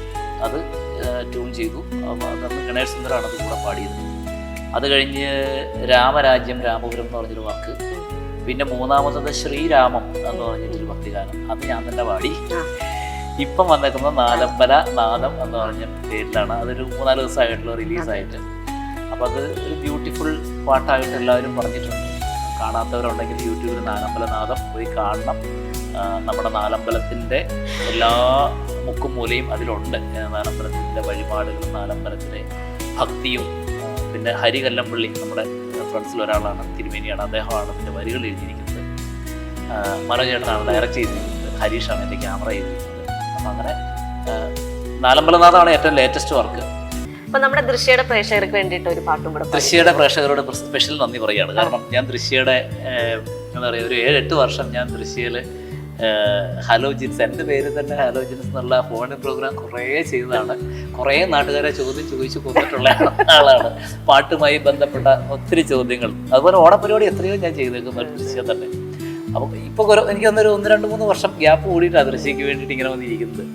അപ്പോൾ ദൃശ്യയിൽ ഒത്തിരി സ്നേഹിതരുണ്ടായിരുന്നു, ഒത്തിരി പ്രേക്ഷകരുണ്ടായിരുന്നു. എനിക്കിഷ്ടമുള്ള എന്നോട് നിരന്തരം ഫോണിൽ സംസാരിച്ചുകൊണ്ടിരുന്ന ഒരുപാട് ആളുകളുണ്ട്. അവരെയൊക്കെ ഞാൻ ഇങ്ങനെ ഓർക്കുന്നു. ദൃശ്യയുടെ പ്രേക്ഷകർക്കൊക്കെ നല്ല ഒരു ഓണം ആശംസിക്കുന്നു. ഗംഭീര ഓണമാവട്ടെ. മഴയൊക്കെ ഉണ്ടെങ്കിലും നമ്മുടെ ഈ വർഷത്തെ ഓണം അടിപൊളിയാവട്ടെ. ദൃശ്യയുടെ പ്രേക്ഷകർക്കും ദൃശ്യയ്ക്കും എൻ്റെ എല്ലാവിധ ഓണാശംസകളും നന്ദിയും അറിയിച്ചുകൊണ്ട് ഒരു പാട്ടുകൂടെ പാടി കൊടുക്കാം അല്ലേ? വേണം. ഒരു പാട്ടുകാരോട് പെട്ടെന്നൊരു പാട്ട് പാടാമെന്ന് ചോദിച്ചാൽ കൺഫ്യൂഷനാണ്. ഏത് പാട് നല്ലത് കൊടുക്കണമല്ലോ എന്ന് ആലോചിക്കുമ്പോൾ ഏത് പാടുന്ന കൺഫ്യൂഷനാണ്. അപ്പോൾ എൻ്റെ പാട്ട് പാടിക്കൊടുക്കാം. എന്ന് വെച്ചാൽ ഞാൻ 10 മാസം മൂവിക്ക് വേണ്ടി കമ്പോസ് ചെയ്ത പാട്ട്. ഇത് സിനിമയിൽ പാടിയിരിക്കുന്നത് ജെറിൽ ഷാജി എന്ന് പറഞ്ഞ സിംഗറാണ്. ജെറിൽ എന്നെപ്പോലെ തന്നെ സ്റ്റാർ സിംഗറിലൊക്കെ വന്ന് കഴിവ് തെളിയിച്ചിട്ടുള്ള കോട്ടയത്തിൻ്റെ പ്രിയപ്പെട്ടൊരു പാട്ടുകാരിയാണ്. ജെറിലാണ് സിനിമയിൽ പാടിയത്. അപ്പോൾ ആ പാട്ടിൻ്റെ അതും വിജനമാകയോ യൂട്യൂബിൽ സെർച്ച് ചെയ്ത് കഴിഞ്ഞാൽ ആ സിനിമയുടെ പാട്ട് കേൾക്കാൻ പറ്റും. അപ്പോൾ കാണാത്തവരൊക്കെ ഉണ്ടെങ്കിൽ അത് കാണുകയും അതിൻ്റെയൊക്കെ അഭിപ്രായങ്ങൾ കമൻസ് ആയിട്ട് രേഖപ്പെടുത്തുകയൊക്കെ ചെയ്യണം. അതിൻ്റെ ഒരു 4 വരി. വിജനമാകയോ കിനാവുകൾ കുരുത്ത പാടം, വിരഹവേളയിൽ പറന്നു പോകയോ. വിജനമാകയോ കിനാവുകൾ കുരുത്ത പാടം, വിരഹവേളയിൽ പറന്നു പോകയോ. ഒരേ വയൽ തടങ്ങളിൽ വകുത്തിടും സുമങ്ങളിൽ തരാർ നിറഞ്ഞു നീണ്ടു പോകയോ കാലം. വിജനമാകയോ കിനാവുകൾ കുരുത്ത പാടം, വിരഹവേളയിൽ പറന്നു പോകയോ. പാട്ടിന്റെ ABCD അറിയത്തില്ല, പാട്ട് ഒരുപാട് ആസ്വദിക്കുന്ന ആളാണ്. പാട്ട് ആസ്വദിക്കണ ABCD അറിയില്ല, പാട്ട് പാടണമെങ്കിൽ ഇതൊക്കെ അത് വേണം, അതുകൊണ്ട് പാടുന്നില്ല. അത് അറിയും, കൃത്യമായി അത് അറിയണമെന്നില്ല. പാട്ട് പാടാം, അത് അറിയാതെ പാടുന്നവരും ഉണ്ട്. ആസ്വദിക്കണമെങ്കിൽ നല്ല മനസ്സുണ്ടായാൽ മതി. നല്ല മനസ്സ് വേണം കേട്ടോ, അതില്ലെങ്കിൽ ആസ്വദിക്കാൻ പറ്റത്തില്ല. അതെ അതെ അതെ. അപ്പൊ ഞാൻ ഇരുന്നാൽ ഇങ്ങനെ ചോദിച്ചോണ്ടിരിക്കുന്നത് പാടും ഇത് പാടുകയാണ്, ഇത് കഴിഞ്ഞിട്ട് റെക്കോർഡിംഗ് ഉണ്ടെന്ന് പറയുന്നത് കൊണ്ട് എവിടുന്നു. അപ്പൊ ഒരുപാട് സന്തോഷം ഈ ഒരു ഓണം ഞങ്ങൾക്ക് വേണ്ടി തന്നതിൽ, ഈ ഒരു സമയം ഞങ്ങൾക്ക് വേണ്ടി തന്നതിൽ ഒരുപാട് സന്തോഷം. അപ്പൊ വീണ്ടും കാണാം. തീർച്ചയായും എനിക്കും ഒത്തിരി സന്തോഷം. ഞാൻ നേരത്തെ പറഞ്ഞത് ദൃശ്യ ഫാമിലി എന്ന് ഞങ്ങൾ പറഞ്ഞുകൊണ്ടിരുന്നുണ്ട്. ആ വേർഡ് ഞാൻ ഒന്നുകൂടി യൂസ് ചെയ്യണം. ദൃശ്യ ഫാമിലിക്ക് ഹൃദയം നിറച്ച സ്നേഹവും ഓണാശംസകളും അറിയിക്കുന്നതായി.